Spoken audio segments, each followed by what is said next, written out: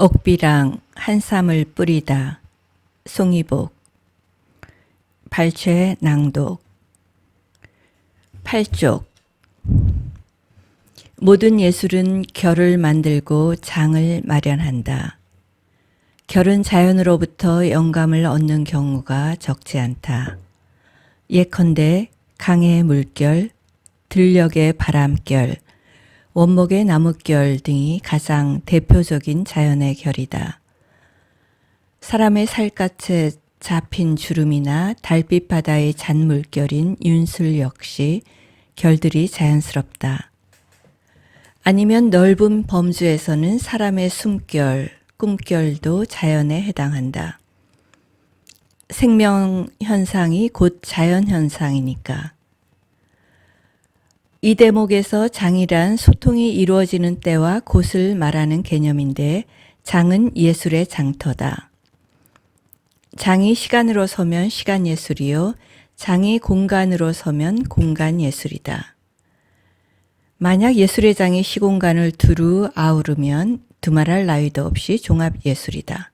이 글에서 기둥말의 하나가 될 가무악이란 것도 노래와 춤과 연주가 서로 어울리면서 무대에서 실현된다는 점에서 각자가 한데 어울린 일종의 종합예술이다. 내가 지금부터 하는 이야기는 한 예술가에 대한 옛날 이야기다. 지금의 사람살이를 비춰준다면 옛날 이야기는 비로소 값어치를 지닌다. 이 이야기는 한 시대를 대표하는 선비로서 지금의 우리에게 유배객의 이미지가 강하게 남아있는 정약용과 진주기생으로서 가상의 다재다능한 예인으로 그려진 옥비랑에 관한 이야기다. 10쪽. 모든 춤의 기본은 호흡이다. 말하자면 호하며 내뱉는 날숨으로 몸을 이완하고 흡하며 들이키는 들숨으로 마음을 긴장시킨다. 그러니까 춤의 동작은 대체로 호흡과 함께 움직임의 연속성이나 머즘의 매듭짓기로 이루어진다. 굳이 춤의 전문가가 아니라고 해도 느낌이나 지각으로도 알 수 있는 얘기다. 춤의 바탕이 되는 양면성인 호와 흡의 숨결뿐만이 아니라 무와 용, 선과 각, 동과 정 등은 각자의 미세한 질감을 가지면서 또 몸의 움직임 속에 드러나게 마련이다. 이 각자의 질감들이 한데 어울려 춤의 완성이라고 하는 풍성한 양감을 형성한다. 19쪽. 옥비랑이 20살 약관의 정약용 안전에서 건무, 즉 칼춤을 추었던 일이 있었다. 그가 그녀의 춤에 감동이 되어 담례로 쓴 명시 칼춤 추는 미인에게는 훗날의 이 지역과 인근 지역의 사인들 입에 지금껏 회자되고 있다. 칼춤을 춘 미인이 다름 아니라 옥비랑인 사실도 다들 잘 알고 있다.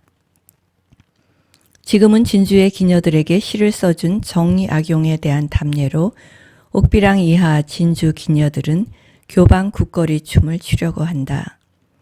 옥비랑이 촉성루의 넓은 마루 위에 섰다. 그 뒤에 제자 4명이 가로 한 줄로 이어섰다. 진주 기생에게는 노랑 저고리에 남치마를 입는 경우가 오랜 전통이었다. 덩기덕 쿵더러럭 쿵기덕 쿵더러럭. 국거리 장단의 장구 소리가 들렸다. 멋과 맵시를 갖춘 기녀들의 미동이 천천히 시작되었다. 곱다란 손놀림과 단아한 발 디딤과 유연한 선율이 아우른 이 민속춤의 사위는 하루아침에 이루어지지 않는다. 옥비랑이 연습생인 제자들에게 늘 말하여 왔듯이 멋이란 게 나무에 물 오르듯이 점차 공력을 기울이지 않으면 아니 된다. 국거리 장단춤이 비록 무겁게 가라앉아도 국거리 장단만은 다양한 장가락들을 이용해야 한다. 연행의 시간이 흐르면서 촉성루의 마룻바닥인 무대에서는 손놀림과 발 디딤과 장단이 점차 빨라져 갔다. 치맛자락이 바람을 일으키고 있다. 옥비랑은 제자들에게 늘 속삭이듯이 말하곤 했다. 지금 춤을 추고 있는 제자들은 마치 스승의 속삭임이 들려오는 것 같았다. 치마 속에서 발을 떼고 디뎌도 제대로 해야 한다. 치마 속이 안 보인다고 얼렁뚱땅 엄벙덤벙 해선 안 된다. 덩, 궁, 더덕, 떡. 궁, 더러러, 더닥닥, 덩. 기녀들의 동작은 엇붙임, 잉어거리, 완자거리, 앉을사위 등으로 이어갔다.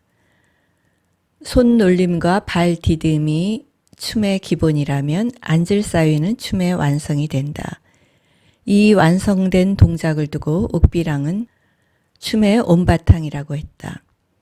이것은 시도하기가 어려우니 물론 잘하는 사람도 드물다고 할 것이다. 기녀들은 교방 국거리 춤을 끝냈다. 한바탕 치맛바람을 일으키고는 무대로부터 조용히 물러났다. 27쪽 전국의 지방 교방에서 행해지는 칼춤 중에서 이른바 진주 건무는 춤추는 기녀의 한삼 뿌릴 사위가 특징적이다. 따로 떼어져 있는 한삼을 긴 소매에 감추어 뒀다가 어느 국면에 이르면 팔목에 착용한다. 여인이 춤을 출 때 묵으로 사용하는 게 적지 않다. 전통춤에서 흔히 우리가 아는 묵으로는 한삼과 쥘부채와 손수건이 대표적이다. 춤을 한자로 표현하면 무와 용으로 크게 나누어진다. 무가 팔을 벌리고 흔드는 상체의 움직임이라면 용은 발을 디디고 뛰는 하체의 움직임이다. 이 두 글자를 합치면 곧 무용이다. 무가 나비의 날갯짓이라면 용은 새의 뜀박질이랄까? 그러니까 춤은 예제로 날아다니려고 하거나 하늘로 향해 솟구치거나 하는 인간의 꿈을 반영한 기회일터. 한삼과 질부채와 손수건은 날개라는 모습의 징표다. 모습의 징표, 즉 상징이다. 이 중에서도 가장 큰 날개가 바로 춤추는 여인이 뿌리는 한삼이다. 옥비랑에 길게 늘어뜨리는 한삼 뿌림새는 남도에서 이미 정평이 나 있었다. 맑게도 텅 비어있는 허공으로 향해 날갯짓을 하는 요요함이란. 조선의 춤에서 특히 기녀의 춤은 요요함이 으뜸이다. 소리에 있어서의 요요함은 소리가 길고 간드러짐을 말하지만 춤의 요요함이란 무희의 날씬한 태요, 춤 맵시요, 아름다운 움직임의 모양새를 가리킨다. 37쪽 지다음 별저의 뒷마당에는 한바탕의 춤을 준비하는 분위기가 일렁인다. 춤을 앞두고 무언가 일어나 움직일 결이 일렁인다. 물결과 바람결이 마치 주름지는 것 같다. 강변과 별저의 경계인 대나무 수비로 보름달이 휘영청 떴다. 그 뒤로 벼랑의 그림자가 어렴풋이 어렸다. 대나무 숲 너머의 남강에 물결이 흐르고 이 물결 위에 더해진 것은 달빛에 비치어 뭔가가 부서지는 것 같이 반짝이는 잔물결이다. 윤슬이다. 이 생성하는 결이 박씨의 별저 마당으로 모아진다. 만월이 우주의 정기와 기운을 머금으면 춤의 몸짓은 자연의 모든 결들을 모으는 것처럼 느껴진다. 그러면 이 마당은 결들과 사람들이 만나면서 서로가 서로를 이어주는 장이 된다. 예는 이처럼 결을 만들어 놓고 또 장을 마련하여 소통하거나 공감하는 데 있다. 밤의 풍경이 마치 수묵화를 그려놓은 것 같다. 옥비랑이 달빛 아래의 마당에서 춤을 연행하기로 미리 준비되어 있었다. 좌중의 주인과 빈객들은 대청마루로 자리를 옮겼고 박씨의 작은 뎃 오씨에 의해 초청된 인근의 방가 여인들과 이들을 모시고 온 몸종들은 마당에 서서 공연을 관람하기 위해 춤꾼을 애둘렀다. 정약용의 아내 풍산 홍씨도 쓰개치마를 깊숙이 뒤집어 쓰고 마당의 한 귀퉁이에 서 있었다. 구경꾼들이 연행할 마당에 신분의 높낮이를 가리지 않고 몰려드니 춤꾼도 신이 날 것이다. 예술의 장도 크게 설 것이다. 고수가 부드러운 잔가락에 다양한 국거리 장단을 두드리면 춤꾼이건 구경꾼이건 흥이 절로 나게 마련이다. 특히 연불타령 도두리는 거침없는 즉흥의 감정으로 허튼 춤을 불러일으킨다. 조선의 기회는 푸는 것이다.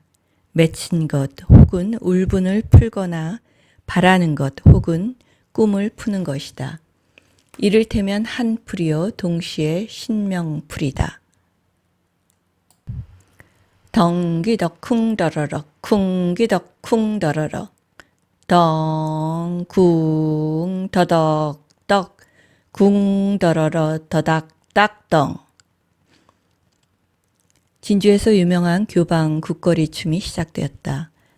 향촌 민가의 백성들에게도 잘 알려진 춤이다. 미색 저고리에 자주 고름을 한 옥비랑의 손끝은 남색 치맛자락을 사뿐 걷어올리고 마치 오리가 물살을 일으키는 것처럼 부드럽고 한가롭게 놀려댄다. 한 발 한 발 내딛는 발 디딤이 부드럽고 은근하다 못해 잠옷 섬세하고 단아하기까지 하다. 62쪽. 옥비랑은 꽃피기 직전에 세상을 떠났다. 그녀는 여자가 재능을 발휘할 수 있는 것이라고는 기회밖에 없었던 시대에 기녀로 태어나서 기회를 이어받고 또 이어주었다. 강진의 정약용에게 그녀의 부음이 전해진 때는 한창 꽃이 피었다가 이울기 시작할 무렵이었다. 옥비랑이 죽어갈 때 아들에게 남긴 말이 정약용에게로 전해졌다. 가무악을 귀히 여길지라도 가무악을 연행하는 일을 천시하는 모순의 시대에 살아왔어도 이 어미는 아무런 회한을 남기지 않는다. 내 스스로 좋아서 한 일이니 운명으로 받아들일 수밖에 없구나. 아들아, 이 어미 옥비랑은 에오라지 이 나라 풍류의 이음새로 살다가 가는구나. 인생이 뜬 세상에서 전광석화처럼 지나가도 사람들이 가무악을 통해 마음을 고무하거나 가라앉히거나 하는 것은 영속될 것이니라. 강진에서 유배객으로 고생하고 있는 승지 선비님은 이 어미의 가무악을 가장 높게 평가하신 분이 언니라. 아들아, 그분이 늘 강건하시어 이 나라의 제도를 혁파할 수 있는 좋은 생각, 좋은 글을 후세에 많이 남겼으면 하는구나. 64쪽. 옥비랑의 소리가 환청으로 들려올 때 이 소리는 속청과 본청을 넘어서는 것이었다. 눈을 감고 생각을 깊게 하면 환청은 곧 색청이 된다. 그리움이 된다. 들리는 가운데 보이고 보이는 가운데 들린다. 낭자여, 당신이 내 눈앞에 현존하지 않는다고 해도 당신의 가문은 진정한 색청이 아닌가 하오. 가뭇 없이 사라졌다가는 텅 빈 어둠 속에서 빛으로 돌아오고 또는 무엇인가 침묵의 심연에서부터 곡두처럼 들려오는 것이 낭자의 모습이요 소리가 아닌가 하오. 당신의 가무악은 결을 만들고 또 장을 마련했소이다. 당신의 소릿결과 손짓, 발짓 및 몸짓으로 표현된 춤 사유의 결은 내 기억 속에 오래 남아있으리라. 시서와는 서책이나 서화집의 형태로 기록에 남지만 가무악은 당대 사람의 기억에만 남는다. 기억은 사람처럼 유한하다. 이런 점에서 감호하기 시서와에 비해 전승의 한계에 직면하지 않을 수 없었다. 그럼에도 불구하고 모든 능력에 있어서 음양지차가 천양지차였던 조선 사회에서의 지체 낮은 기생이 기회의 능력을 마음껏 한껏 발휘할 수 있다는 것은 행복이라면 행복이었다. 정약용의 육안에 멀리서 보이는 게 있었다. 수백 년이 지났음직한 짙고 진한 잿빛으로 어둑해지고 후락해진 저 고목이 엉거주춤 서 있지 않은가? 아무리 오래된 나무래도 철이 들면 연둔잎 세입을 내는 고목이 아닌가? 이것 너머로 강진만의 바닷바람이 마치 담청에 맑은 쪽빛을 실어 나르는 것 같다.